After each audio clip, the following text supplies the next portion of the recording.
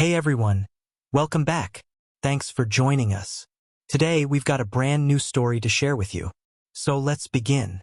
Her words sliced through me like jagged glass. A real man would fight for me, she had said, her eyes cold, laced with contempt.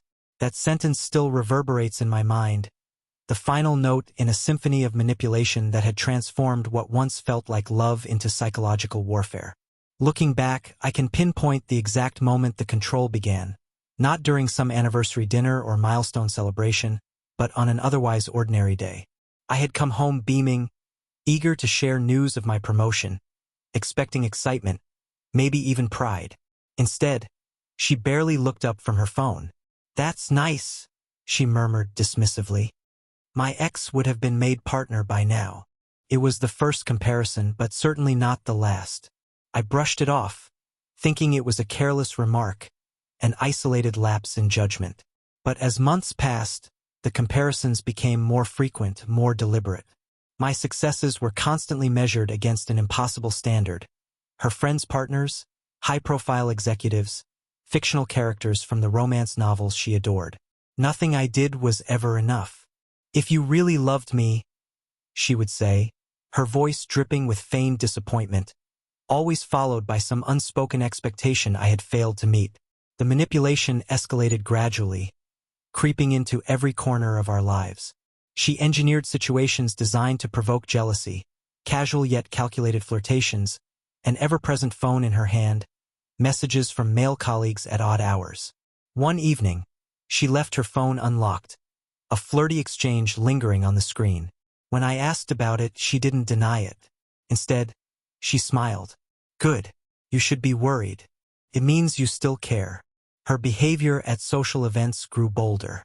At a company dinner, she lavished attention on my supervisor, laughing a little too enthusiastically, touching his arm just enough to be noticed, just enough to make sure I was watching. That night, when I confronted her about the spectacle she had made of herself, she blinked at me, feigning innocence. "Embarrassment?" she echoed. "I was just being friendly. Unless, were you embarrassed because he gave me the attention you don't?" I tried to explain that her behavior had crossed a line. Her expression darkened in an instant. "You're just insecure," she snapped. "A real man wouldn't feel threatened. Maybe I need someone who isn't so weak." But the most revealing moment came at a neighborhood barbecue.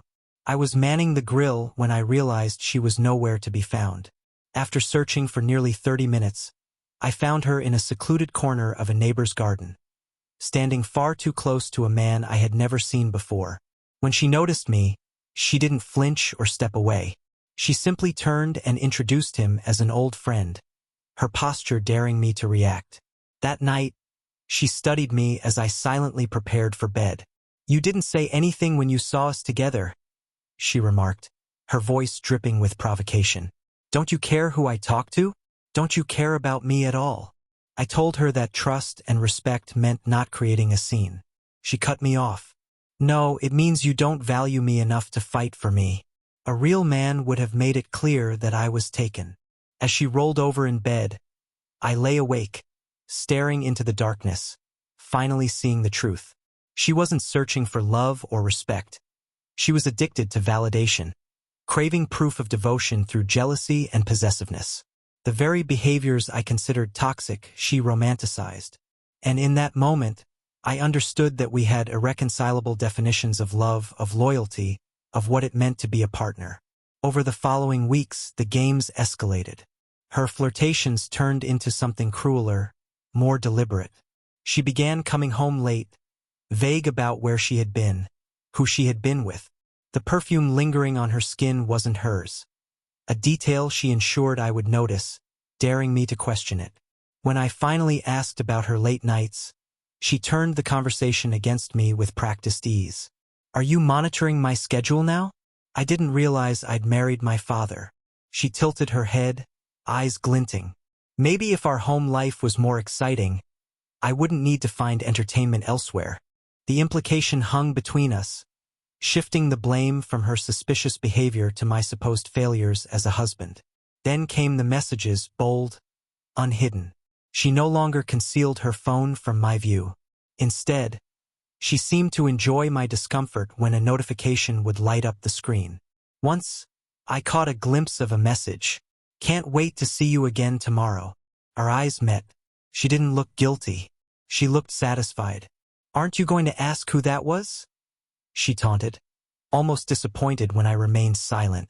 Most husbands would be interrogating me right now.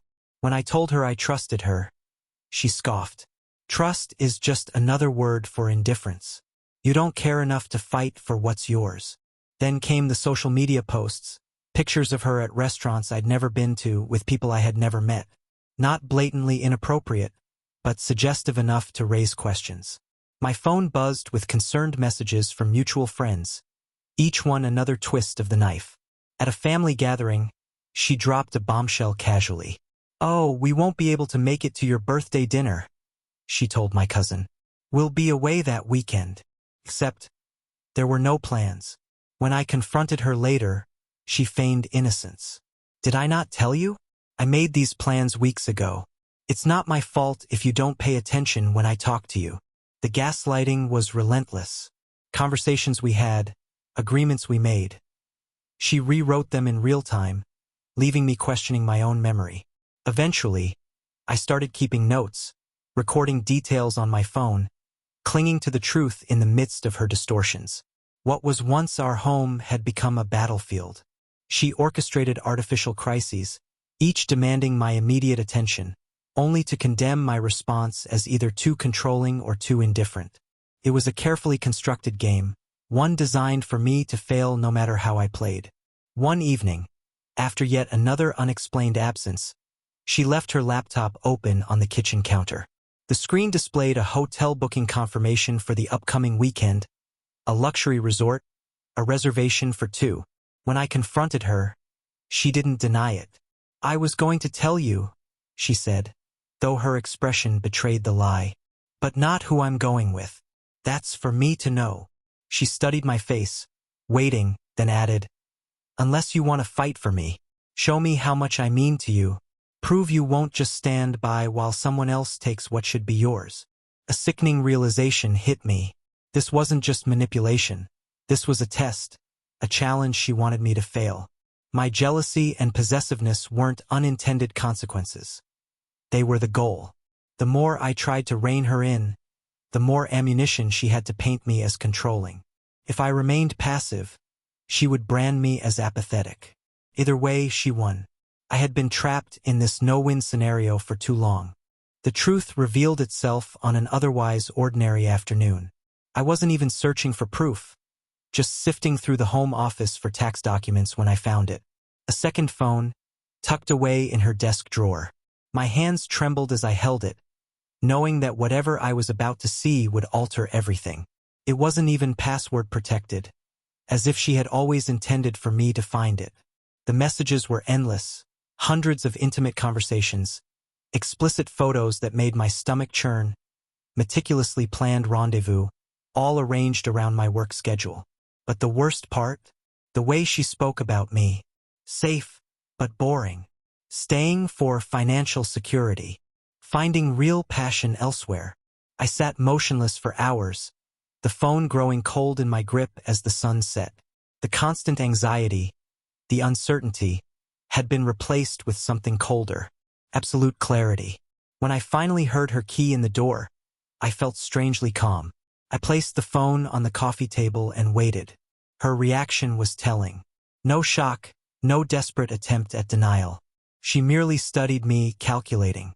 "So now you know," she said at last, making no move to take the phone. "I wondered how long it would take you. How long has this been going on?" My voice was steadier than I expected. She shrugged, dropping her purse onto the counter with deliberate nonchalance. "Does it matter? What matters is what you're going to do about it." I said nothing, and she exhaled in frustration. "This is the part where you fight for me, where you prove I'm worth keeping, where you act like a real man." She stepped closer, her voice taking on a pleading edge. "Don't you get it? I needed to know you cared enough to fight for this." I blinked.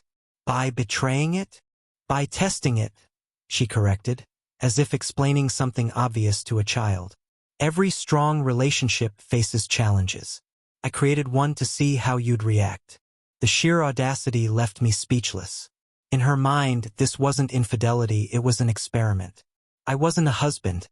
I was a lab rat in her twisted game. We need help, I said finally, forcing my voice to stay even. I'm willing to try therapy. She laughed, sharp and dismissive. Therapy? So some stranger can tell me how to feel? No. What we need is for you to start acting like the man I thought I married. She moved closer, her voice dropping to something between a whisper and a hiss. You should be yelling. You should be demanding their names. You should be fighting to keep me. I shook my head. That's not who I am. And that's not love. Her face hardened. Then maybe we don't have a relationship worth saving. Emotion welled inside me, but not for the reason she expected. I wasn't afraid of losing her. I was realizing how profoundly different our definitions of love had always been. I valued trust, respect, partnership. She craved drama, possession, control, masquerading as passion. Maybe you're right, I said, standing. But not for the reasons you think. As I turned to leave, her voice followed me. Running away? That proves my point. A real man would stay and fight. I paused at the doorway, looking back one final time. Fighting implies there's something worth winning. I'm not sure there is anymore. That night, I lay in the spare bedroom, scrolling through old photos of us, searching for the signs I had missed. Had she always been this way? Had I changed? Had she? The questions spiraled endlessly until dawn broke, bringing a sobering realization. The answers didn't matter anymore. What mattered was finding the strength to make the hardest decision of my life. The days blurred together in a fog of self-doubt. We existed in the same space like ghosts, circling but never touching. She carried on as if nothing had changed, while I wrestled with the weight of unspoken questions. Had I failed as a husband? Was her betrayal somehow my fault? Was I truly less of a man for not reacting with rage? I soon recognized these weren't my thoughts. They were hers. Seeds of doubt she had planted, taking root. She had built this narrative, one designed to make me question not only our marriage but my own identity. That realization led me to do something I should have done long ago. I reached out to a friend who had survived his own brutal divorce. We met at a quiet cafe across town, far from prying eyes. The weight of honesty lifted something heavy from my chest. As I laid out the past year, the unexplained absences, the hotel bookings, the second phone, her blatant challenge to fight for her, my friend's concern shifted into something else. Recognition. She's been showing up at events with different men, he admitted cautiously, gauging my reaction. Always introducing them as colleagues or old friends, but the body language tells another story. I didn't know how to tell you. How long? I asked, though I already knew. At least 6 months that I've seen. But there's something else. He hesitated before continuing. At the New Year's party, she cornered me in the kitchen, made it very clear she was available. When I turned her down, she said you two had an arrangement, that you knew and didn't care. The final piece clicked into place. Her accusations that I wasn't jealous enough, that I didn't fight for her, weren't just manipulation. They were justification. She needed me to be indifferent because it absolved her. She needed to believe I didn't care so she could pretend she wasn't destroying something that mattered. You know this isn't your fault, right? My friend said, watching my silence. This is a pattern with her. The problem isn't that you didn't fight for her. The problem is that she created a battle in the first place. That evening, I stopped by my parents' house under the pretense of fixing their computer. My father, perceptive as always, joined me on the porch, sensing something was wrong. Without revealing details, I asked, "How did you know Mom was the right person for you?" "There was never a test," he said simply. "We had our disagreements, but we faced them together, not against each other. The moment you see your partner as someone to defeat instead of someone to support, that's when you know something's broken." His words settled deep, giving shape to a truth I had been unwilling to confront. A healthy relationship doesn't demand proof of love through jealousy or possessiveness. Love isn't a battlefield where you constantly prove your worth. When I returned home, she was waiting. Her expression was a strange mix of vulnerability and calculation. "I've been thinking about us," she said, patting the space beside her on the couch. "Maybe I was too harsh. Maybe we can work this out." For a fleeting moment, hope stirred. Then I saw her phone screen flash with notifications. She silenced it too quickly, avoiding my eyes. Some habits wouldn't change. "I spoke with friends today," I said carefully. "They've seen you with other men. They've watched you." Rather than denial, her eyes burned with indignation. "You've been talking about our private life? Polling our friends about me? That's pathetic." "What's pathetic is that they knew our marriage was over before I did." She scoffed. "It's not over unless you choose to end it," she countered, her tone shifting, softening. "We could start fresh. I could give you another chance." The phrasing was telling. She wasn't taking responsibility. She wasn't asking for forgiveness. She was offering me an opportunity to prove myself worthy of her. The realization stung, but it was liberating. "This isn't love," I said finally. "It's control disguised as passion. A relationship shouldn't feel like this." "That's convenient," she snapped. "A lazy excuse for someone who doesn't want to fight for their marriage. Relationships take work. Fighting shows you care." "There's a difference between working together and fighting each other," I replied, echoing my father's wisdom. "And I'm starting to see which one we've been doing all along." As I walked away, her voice cut through the air like a blade. "Walking away is easy. Staying and fighting takes real courage." For the first time, I recognized the words for what they were. Not a truth, but a trap. A tactic meant to keep me locked in a cycle I was finally ready to break. Sometimes the greatest courage isn't staying in the fight. It's refusing to play the game at all. A week of silence followed. She carried on as if nothing had changed, while I spent my evenings working late or meeting with a therapist. The clarity those sessions provided was painful but necessary. My therapist called it trauma bonding, the toxic attachment formed when emotional abuse is interwoven with intermittent reinforcement. The highs and lows create a dependency that's nearly impossible to break. But I was breaking it. During this time, I quietly documented our financials and met with a lawyer. Not out of malice, but self-preservation. The lawyer listened, expression unreadable, then offered a single piece of advice. "Document everything, and be prepared. This will get worse before it gets better." The confrontation came sooner than I expected. One evening, I walked in to find her dressed elegantly, clearly headed out. When I asked where she was going, she smiled, casual, indifferent. "Just meeting someone for drinks. Don't wait up." The brazenness stunned me. Even now, she was testing me, waiting for a jealous reaction to validate her worldview. Instead, I nodded, walked to the bedroom, and pulled out a suitcase. She followed, arms crossed. "What do you think you're doing?" "What I should have done months ago," I said, calmly folding a shirt. Her mask cracked. "So this is it? You're just giving up?" Her voice rose, frustration replacing her practiced nonchalance. "After all these years, you won't even fight for us?" I stopped then, turning to face her directly. "Our marriage isn't under attack by some external force. It's unraveling from within. You've been unfaithful, manipulative, and dishonest. You've twisted every situation to make me question my own reality. Instead of taking responsibility, you've managed to turn your betrayal into my failure. If only I had been more attentive, more passionate, more willing to fight for you, then none of this would have happened. That's what you've been telling yourself, isn't it?" Her voice wavered, an edge of emotion creeping in that might have seemed genuine to someone who didn't know better. "That's the difference between us," I said, my voice steady. "You believe love must be proven through jealousy and possession.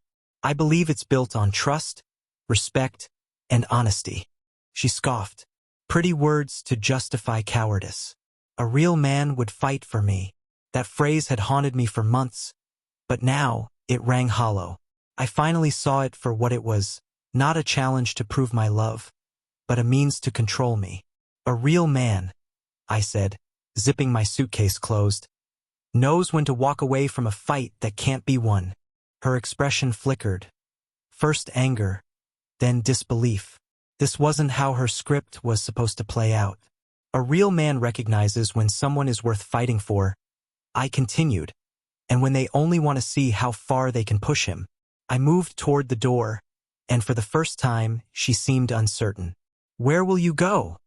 She asked, her voice smaller than before. I've made arrangements. I'll be back for the rest of my things later this week. My lawyer will contact you about the next steps. Her eyes widened at the word. Lawyer.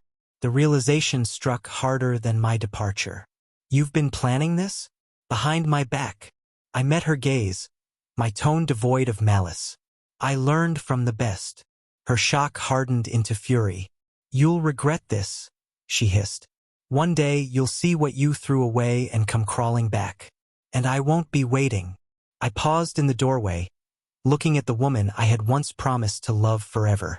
Despite everything, a small part of me still mourned what could have been, the relationship I had believed in, the future I had envisioned. I might regret many things, I admitted, but standing up for myself won't be one of them.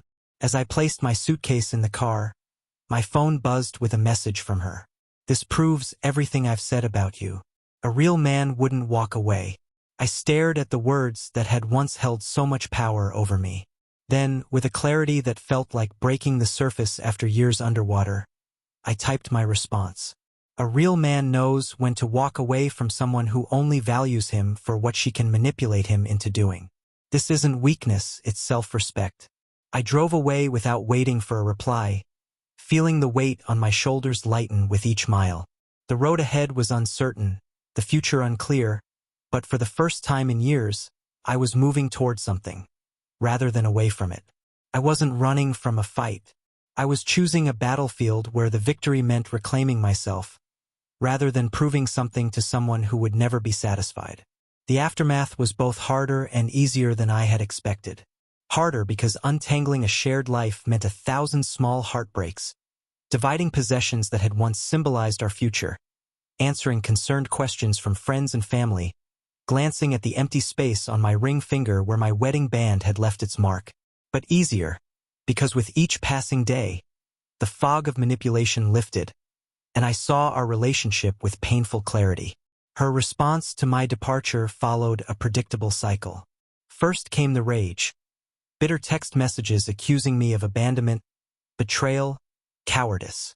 When that failed to provoke me, she turned to bargaining. Suddenly, she was willing to go to therapy, willing to change, willing to be the partner she should have been all along. Everyone makes mistakes. If you really loved me, you'd give me another chance. But the hardest part was the vulnerability. The late-night calls, her voice trembling with what sounded like genuine remorse. I miss you. I didn't realize what I had until you were gone. It took all my strength to recognize these moments for what they were. Not true change, but another tactic in her arsenal of manipulation. When neither anger nor remorse worked, she resorted to public character assassination. Mutual friends reached out, some believing her version of events, that I had abandoned her without warning, that I had been cold, unfeeling. But others had seen her patterns firsthand. The most unexpected support came from her cousin, who reached out privately. She's done this before, she confided. Her last relationship ended the same way. She pushed and tested until he finally left, then painted herself as the victim. Hearing that confirmation dissolved the last remnants of doubt. 3 months later, I returned to collect the last of my belongings. She was civil, almost distant, watching silently as I packed my books and personal items into boxes. But as I prepared to leave for the final time, she blocked the doorway. I need to understand, she said, her voice lacking its usual manipulative edge. What was missing? What did I fail to do? Her question revealed everything. She saw love as a checklist, an equation to balance, rather than something real and living. I took a deep breath, choosing my words carefully. What was missing, I said, meeting her gaze, was mutual respect. What was missing was the understanding that love isn't something to be tested or proven. Real love is steady, not a battlefield. She scoffed, whatever flicker of vulnerability she had shown vanishing as quickly as it appeared. That sounds dull. Passion thrives on conflict. Fire needs friction. Then I choose peace over fire, I replied simply. I'd rather build something lasting than keep sifting through ashes. As I walked to my car, her parting words rang out, sharp and predictable. You'll never find someone who loves you as intensely as I did. It wasn't until later that night, reflecting on that statement, that I realized the unspoken truth beneath her words. Her love had been intense, yes, but intensity isn't the same as health. Passion isn't the same as respect. What she called love had been possession. What she called fighting for our relationship had been nothing more than a battle for control. 6 months after leaving, I found myself rediscovering the quiet joys that had long been overshadowed by constant tension. Reading a book without interruption. Making decisions without anticipating an emotional fallout. Building friendships without navigating jealousy. My days, once filled with anxiety, were now filled with an unfamiliar but welcome peace. Therapy helped unravel the lingering effects of those years, the habit of assuming blame, the reflex to apologize for existing, the tendency to question my own reality. Slowly, deliberately, I reclaimed the parts of myself that had been chipped away.